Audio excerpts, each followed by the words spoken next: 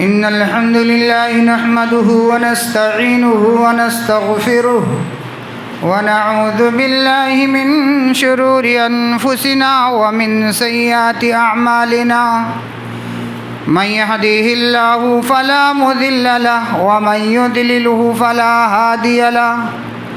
وأشهد أن لا إله إلا الله وحده لا شريك له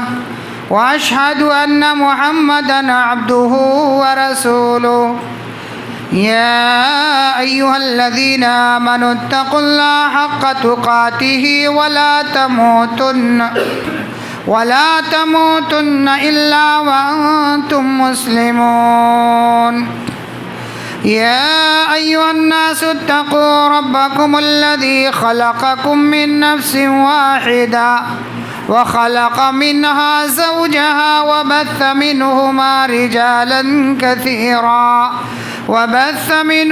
رجالا كثيرا ونساء واتقوا الله الذي تساءلون به والأرحام إن الله كان عليكم رقيبا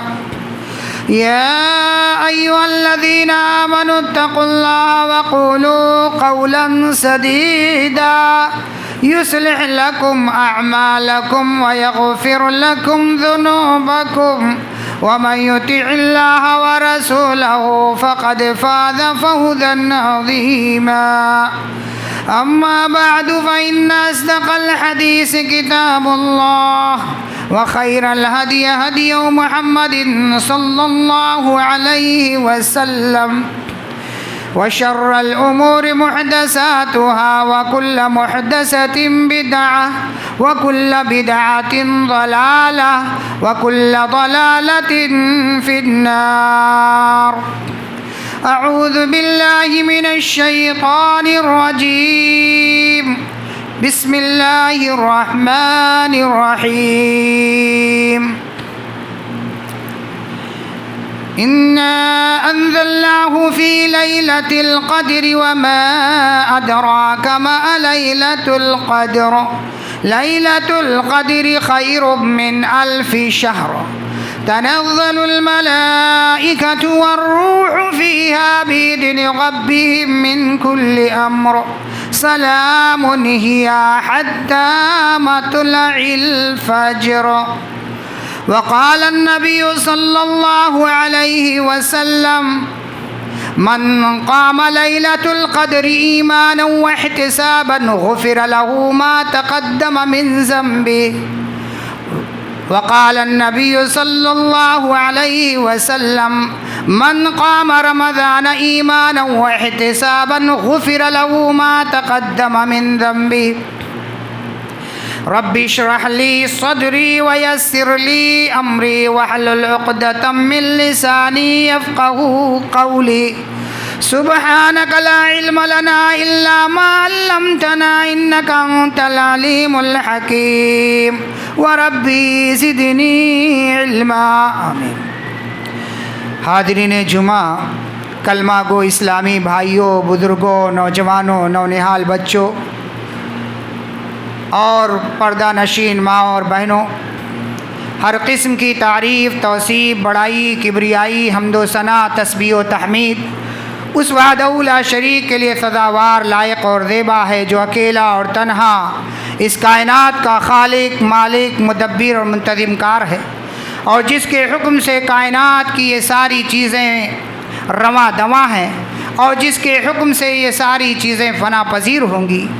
بعدہ درود و سلام نازل ہو تمام انبیاء علیہ الصلاۃ والتسلیم پر عمومی اعتبار سے،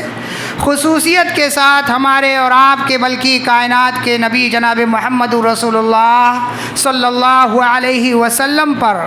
کہ جنہوں نے ہمیں صحیح سنتوں کی جانکاری دی، پیدائش سے لے کر موت تک کے تمام تر احکامات بتائے، اور کوئی ایسا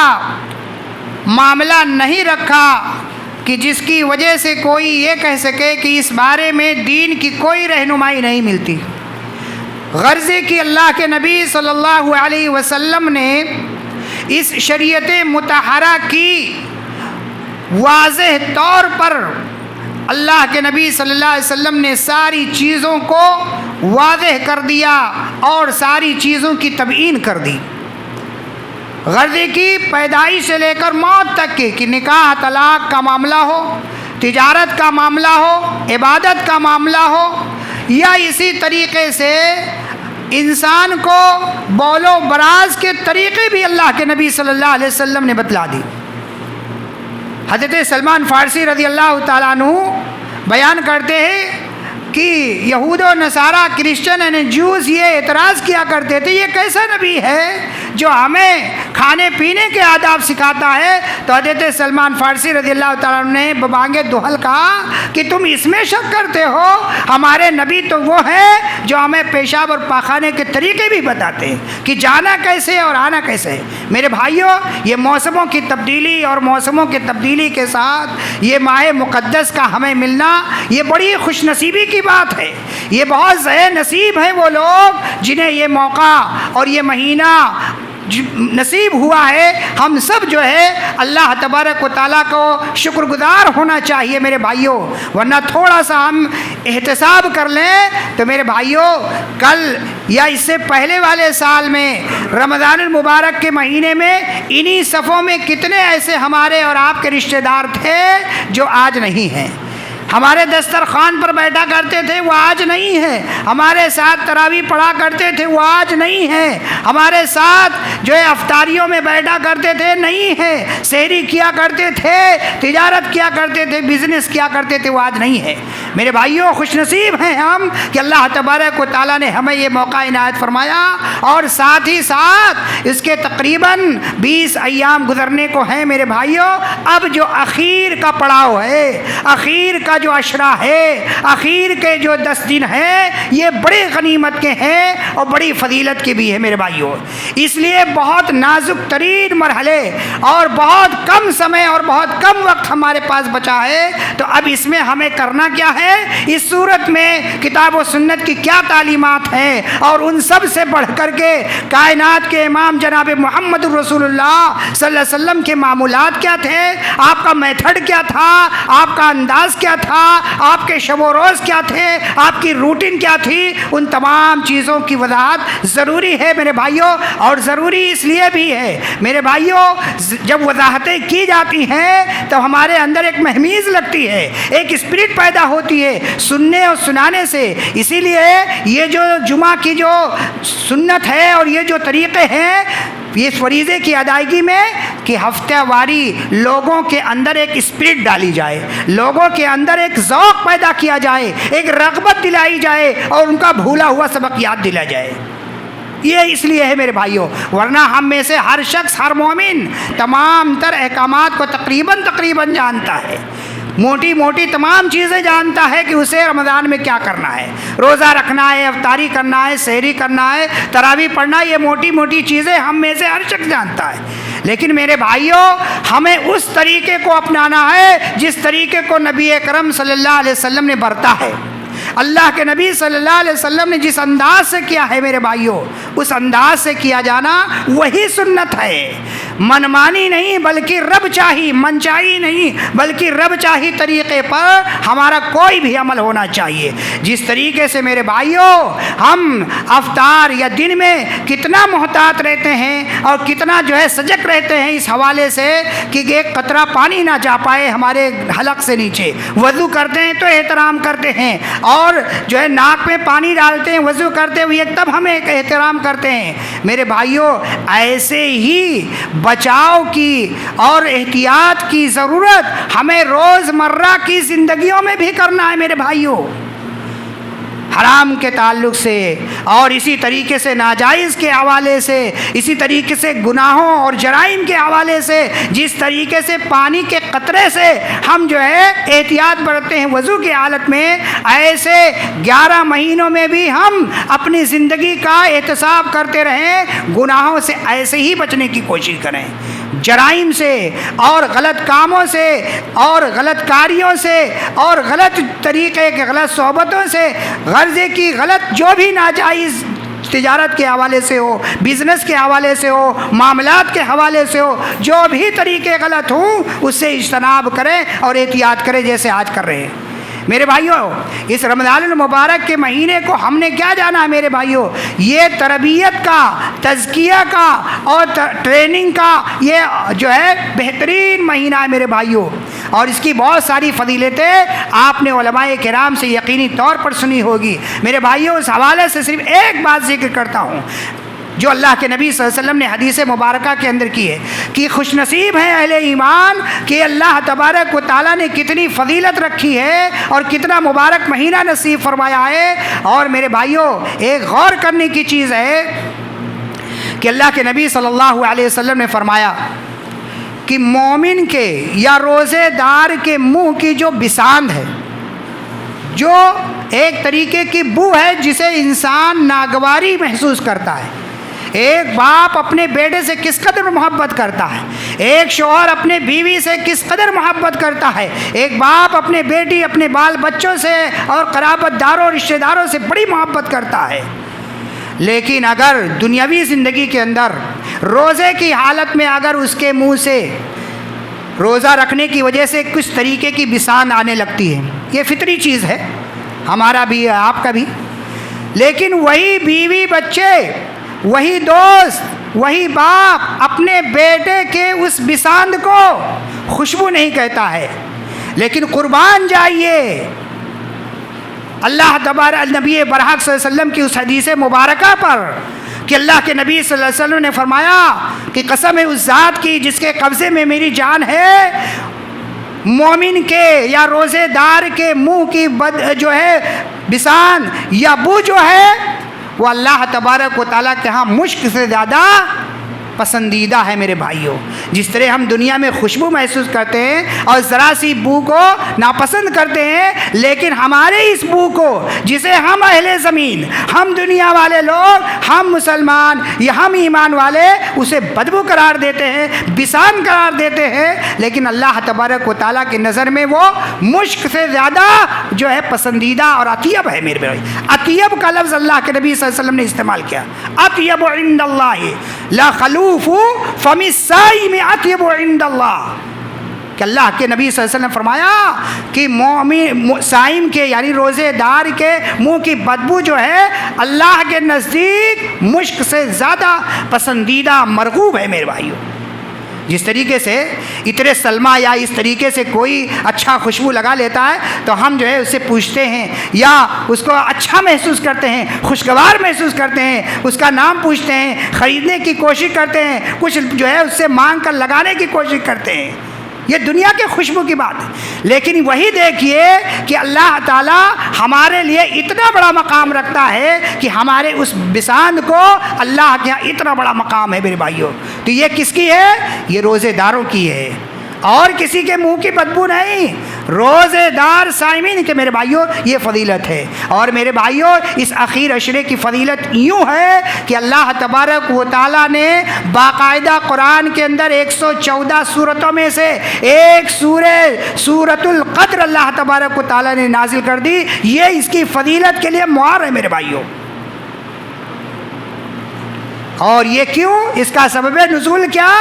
کہ بعض صحابہ نے جو حریص تھے نیکیوں کے اور نیکی کمانے کے لیے دوڑ پڑتے تھے، اللہ کے نبی صلی اللہ علیہ وسلم سے آ کے پوچھتے تھے اچھے اعمال کے حوالے سے، نیکیوں کے حوالے سے، اور جو گوشہ اللہ کے نبی صلی اللہ علیہ وسلم رہنمائی کر دیتے اس کو کرنے کے لیے مر مٹتے تھے۔ چنانچہ بعض صحابہ نے جب واقعات سنے اور پڑھے تو یہ کہ پہلے لوگوں کی عمریں زیادہ ہوتی تھی تو ان کی عبادتیں بھی زیادہ ہوتی، ہماری عمریں کم ہوتی تو ہم جو ہے عبادتوں میں پیچھے رہ جائیں گے۔ تو ان کے ان جذبات کی ترجمانی اللہ تبارک و تعالیٰ نے اس انداز سے کی کہ ایک نعمت دی اور ایک سورہ نازل کر دی باقاعدہ طور پر، انا انزلناہ فی لیلۃ القدر، کہ ہم نے اس قرآن مقدس کو لیلۃ القدر میں نازل کیا ہے۔ اور اللہ نے فرمایا وما ادراک ما لیلۃ القدر، اور تمہیں کیا معلوم کہ لیلۃ القدر کیا ہے؟ لیلۃ القدر خیر من الف شہر، لیلۃ القدر یہ 1000 مہینوں کی عبادت سے بہتر ہے۔ اور جس کے محدثین نے، علماء کرام نے تفسیر بیان کی ہے کہ 83 سال 4 مہینے کی مدت ہوا کرتی ہے میرے بھائیوں، یعنی اتنے سال اگر کوئی عبادت کرے تو یہ اس رات میں، ایک رات میں اتنا وہ حاصل کر لیتا ہے میرے بھائیوں. اتنی فضیلت ہے میرے بھائیوں. لیکن کیا صرف یوں ہی جو ہے مل جائے گا میرے بھائیوں؟ نہیں، اس طریقے کو اپنانا ہوگا جو کائنات کے امام جناب محمد رسول اللہ صلی اللہ علیہ وسلم اپنایا کرتے تھے. اور اس کی ترجمانی اماں عائشہ رضی اللہ تعالیٰ عنہ امہات المومنین، کیونکہ وہ آپ کی زوجہ محترمہ تھی، مومنوں کی ماں ہے. وہ 2210 حدیثیں کتب حدیث میں ان سے مروی ہے اماں عائشہ رضی اللہ تعالیٰ عنہ کے طریق سے. وہ اور اس میں بھی حکمت ہے میرے بھائیوں کہ ایک شوہر کی ڈیلی روٹین کے بارے میں ایک بیوی ہی جان سکتی ہے. اسی لیے یہ روایتیں زیادہ تر اللہ کے نبی صلی اللہ علیہ وسلم کے تعلق سے، اور خاص طور پر اخیر عشرے کی جتنی روایتیں ہیں زیادہ تر موصلی روایتیں اماں عائشہ رضی اللہ تعالیٰ عنہ کے طریق سے. اسی لیے اللہ کے اماں عائشہ رضی اللہ تعالیٰ عنہ فرماتی ہے کان النبی صلی اللہ علیہ وسلم، اللہ کے نبی ایسا کرتے تھے. کیسا؟ کہتے ہیں کہ اللہ کے نبی صلی اللہ علیہ وسلم جب اخیر عشرہ آتا تھا تو کمر بستہ ہو جاتے تھے. شد میزرہ، اللہ کے نبی صلی اللہ علیہ وسلم کمر بستہ ہو جاتے تھے. کمر بستہ ہو جانے کا مطلب یہ ہے کہ پوری طریقے سے عبادت گزاری کے لیے، اللہ کا قرب حاصل کرنے کے لیے، اللہ کی اطاعت کے لیے، اللہ سے لو لگانے کے لیے، اللہ تبارک و تعالیٰ کی قربت حاصل کرنے کے لیے، اللہ کی خوشنودی اور رضا جوئی حاصل کرنے کے لیے اپنے آپ کو لیس کر لیتے تھے، کمر بستہ ہو جاتے تھے. جس طریقے سے دنیا میں سپاہی اور فورس کے لوگ کمر بستہ ہو جاتے ہیں کسی مشن کے لیے، کسی کام کے لیے، اسی طریقے سے اللہ کے نبی صلی اللہ علیہ وسلم مشن عبادت کے لیے اپنے آپ کو تیار کر لیتے تھے. جب انسان اپنے آپ کو کمر بستہ کر لیتا ہے تب اس سے اس کی سستی، کاہلی، غفلت، یہ ساری چیزیں دور ہو جاتی. چستی کے ساتھ وہ میدان میں کھڑا ہو جاتا ہے. پھر وہ پورے یکسوئی کے ساتھ، ذہن کی حاضری کے ساتھ جو ہے قیام اللیل کرتا ہے. تراویح کی شکل میں وہ بالکل ایکٹیو ہو کر کے، وہ جماعی نہیں لیتا، وہ جو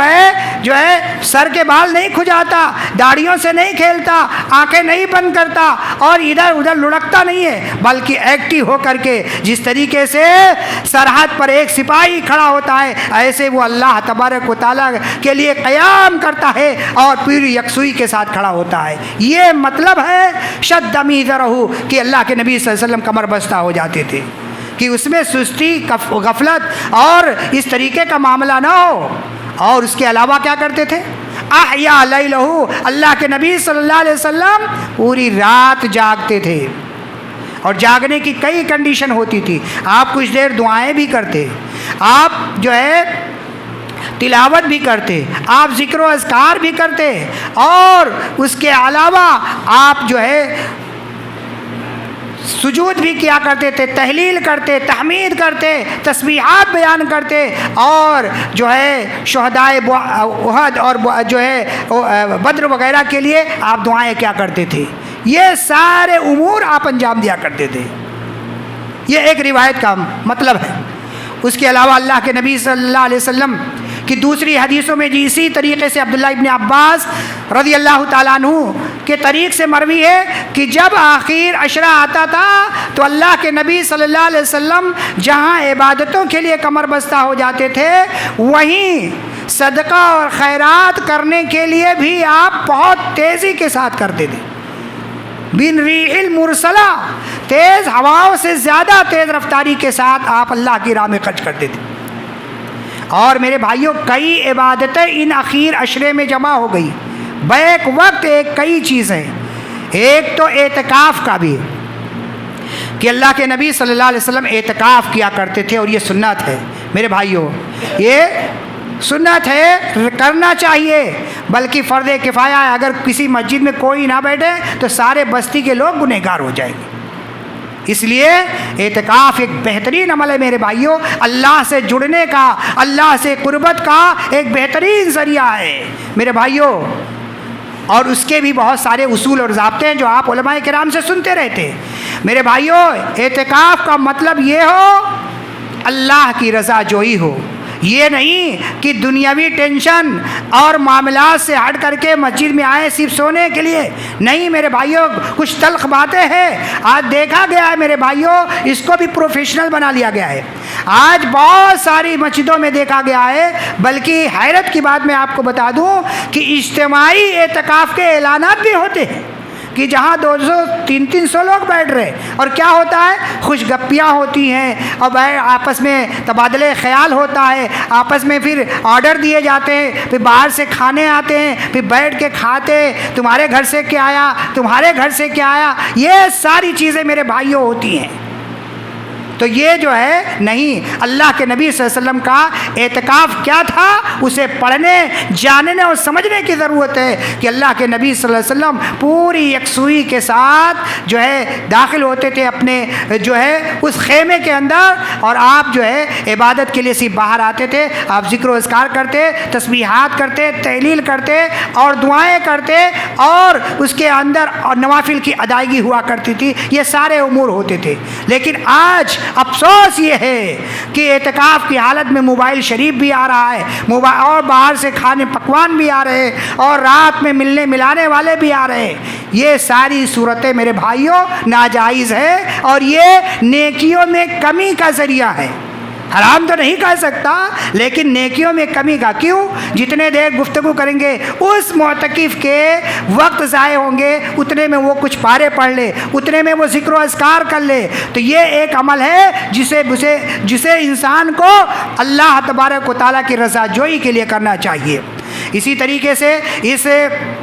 آخری عشرے میں میرے بھائیوں جو ہے ہمیں کرنے کی ہے وہ ہے زکوٰۃ الفطر کا، جسے صدقہ فطر کہا جاتا ہے۔ احادیث میں زکوٰۃ الفطر کہا گیا ہے۔ اللہ کے نبی صلی اللہ علیہ وسلم فرمایا ان اللہ فرض علیکم زکوٰۃ الفطر طعمۃ للمساکین وطہرۃ للصائمین، کہ اللہ تعالیٰ نے تمہارے اوپر زکوٰۃ الفطر یعنی صدقہ فطر واجب کیا ہے، ضروری قرار دیا ہے، تو اس کی حکمتیں بھی بیان کر دی بڑے چھوٹے الفاظ میں۔ طعمۃ للمساکین، یہ مسکینوں کے کھانے کا، غربا اور مساکین کے کھانے کا جو ہے، جب سارے لوگ خوشی میں ہوں تو یہ عید کے دن یہ غربا، یہ مساکین، یہ عوام جو پسماندہ ہیں اور بیکورڈ ہے ہمارے اپنے سماج میں، وہ لوگوں کے سامنے اپنے ہاتھ پھیلانے پر مجبور نہ ہو، اس نظریے کے تحت اسلام کی یہ حکمت رکھی گئی ہے کہ جو ہے جو دینے والے ہیں، جو اہل ثروت ہیں، جو صاحب نصاب ہیں، وہ دے تاکہ ان کے کھانے کا انتظام ہو جائے۔ وَطُہْرَةٌ لِّلصَّائِمِينَ، اور دینے والے روزے دار جنہوں نے دیا ہے میرے بھائیوں، اس کا مقصد یہ ہے کہ ان کے روزے کی پاکیزگی ہو سکے۔ کیسے پاکیزگی؟ کہ ہم ایک مہینہ کے جو ہے روزے رکھتے ہیں، حالت صیام میں رہتے ہیں، بہت سارے معاملات کرتے ہیں، خرید و فروخت کرتے ہیں، کاروبار کرتے ہیں، تجارت کرتے ہیں، کچھ کہا سنی ہو جاتی ہے، کچھ جو ہے زبان سے اول پھول ہم وقت دیتے ہیں۔ تو ان تمام چیزوں کی بھرپائی کا ایک ذریعہ زکوٰۃ الفطر یا صدقۃ الفطر بھی رکھی گئی ہے میرے بھائیوں۔ اس حوالے سے بھی ہمیں چوکنا رہنا چاہیے، اس حوالے سے ہمیں سنت نبوی کو اپنانا چاہیے، اور ریا نمود سے پاک ہو کر کے اس کی ادائیگی ہمیں کرنی چاہیے میرے بھائیوں۔ اسی طریقے سے میرے بھائیوں اس اخیر عشرے میں اللہ کے نبی صلی اللہ علیہ وسلم بہت زیادہ صدقہ خیرات کیا کرتے تھے، اور جو ہے تیز ہواؤں سے زیادہ تیز۔ اسی لیے اللہ کے نبی صلی اللہ علیہ وسلم نے فرمایا من قام لیلۃ القدر ایمانا واحتسابا غفر له ما تقدم من ذنبه، کہ جس نے لیلۃ القدر کی یعنی شب قدر میں قیام کیا ایمان کے ساتھ اور احتساب یعنی نیکی کی امید کرتے ہوئے اللہ تبارک و تعالی سے، تو غفر له ما تقدم من ذنبه، تو اس کے پچھلے جتنے بھی گناہ ہیں وہ معاف ہو جاتے ہیں۔ اس حوالے سے علماء کرام نے لکھا ہے کہ صغیرہ تو معاف ہو جاتے ہیں، جو چھوٹے چھوٹے گناہ ہیں جسے صغیرہ گناہ یا صغائر گناہ کہتے ہیں، اور کبیرہ کے حوالے سے علماء نے لکھا ہے کہ اس حوالے سے انسان کو توبہ نصوح کرنا پڑے گا، اور اس کے ساتھ اگر حقوق العباد سے معاملہ ہے تو ایسی صورت میں ہمیں اس کی ادائیگی کرنی ہوگی۔ مثال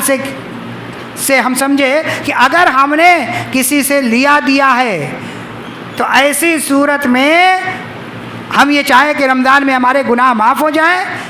تو جہاں آپ روزہ رکھ رہے ہیں، جہاں آپ افطار کروا رہے ہیں، جہاں آپ صدقہ فطر ادا کر رہے ہیں، جہاں آپ تراویح ادا کر رہے ہیں، جہاں آپ حالت اعتکاف میں ہیں، تو وہیں اگر آپ بالکلیہ طور پر منزہ ہونا چاہتے ہیں، پاک اور صاف ہونا چاہتے ہیں، اور اس حدیث کے مصداق بننا چاہتے ہیں، غفر لہ ما تقدم من ذنبہ کا، اگر کہ جو ہے ان کو معاف کر دیا جاتا ہے، اس کے تمام تر گناہ معاف کر دیے جاتے ہیں، تو میرے بھائیوں اس کے ساتھ ساتھ علماء نے یہ ریمارک لگایا ہے کہ اگر حقوق العباد کا معاملہ ہے، اس کی جو ہے معاملے کی صفائی ضروری ہے، اس کی ادائیگی ضروری ہے۔ اگر بہن کا حق ہے، بھائی کا حق ہے، رشتہ دار کا حق ہے، اور کسی ناحیے سے کسی پڑوسی کا حق ہے، لین دین معاملہ ہے، اونچ نیچ کچھ بھی ہے، 19 20 100 10 200، میرے بھائیوں اس معاملے کو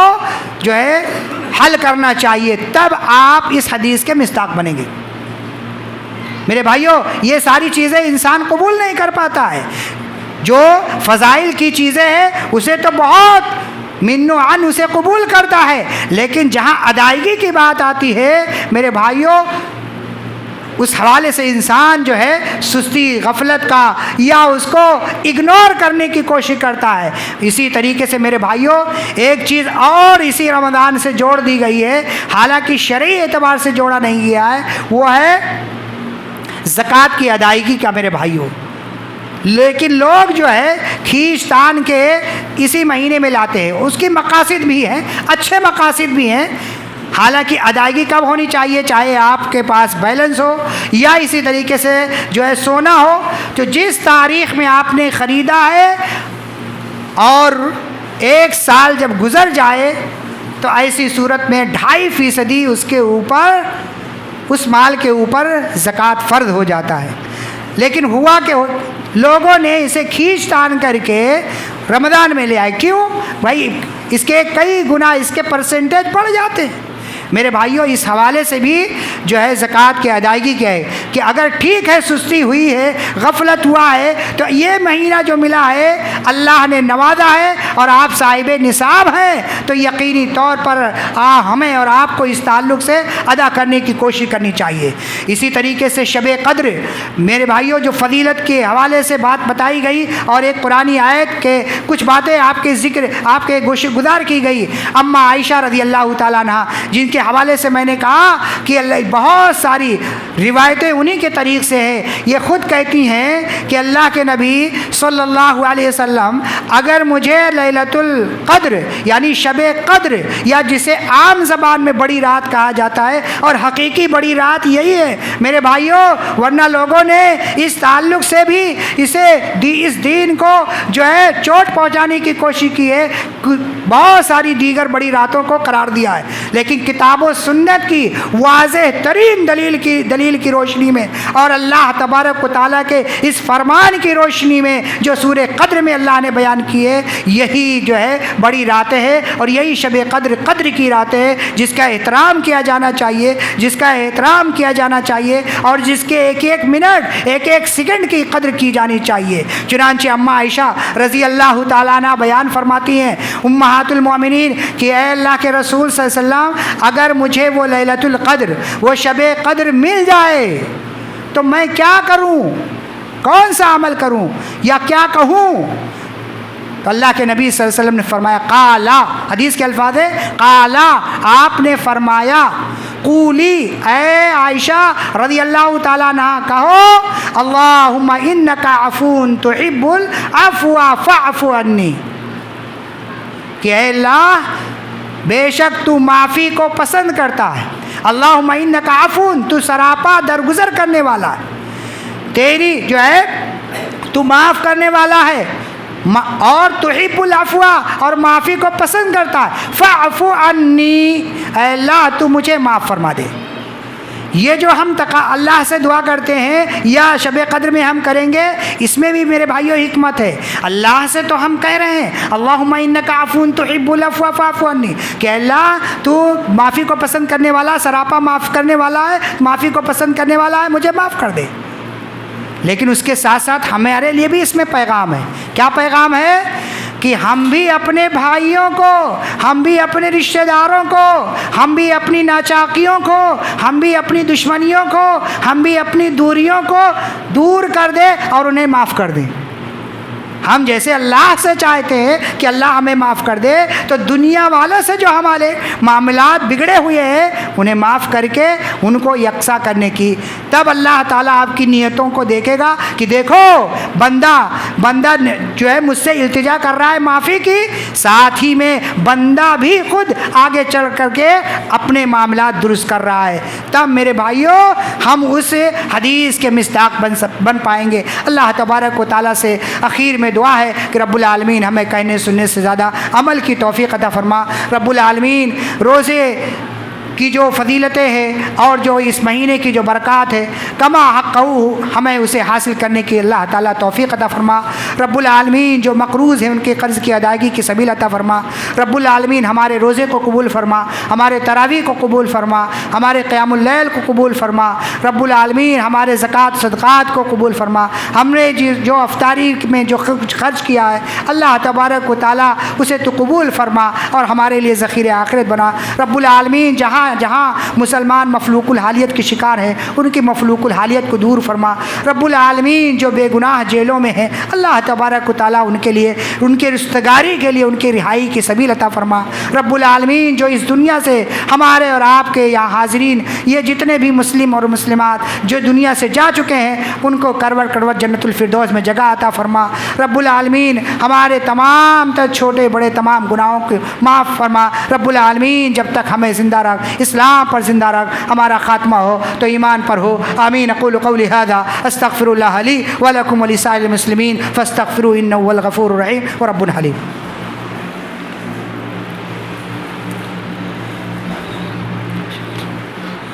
إن الحمد لله نحمده ونستعينه ونستغفره ونعوذ بالله من شرور أنفسنا ومن سيئات أعمالنا من يهده الله فلا مضل له ومن يضلل فلا هادي له وأشهد أن لا إله إلا الله وحده لا شريك له وأشهد أن محمدا عبده ورسوله إن الله وملائكته يصلون على النبي يا أيها الذين آمنوا صلوا عليه وسلموا تسليما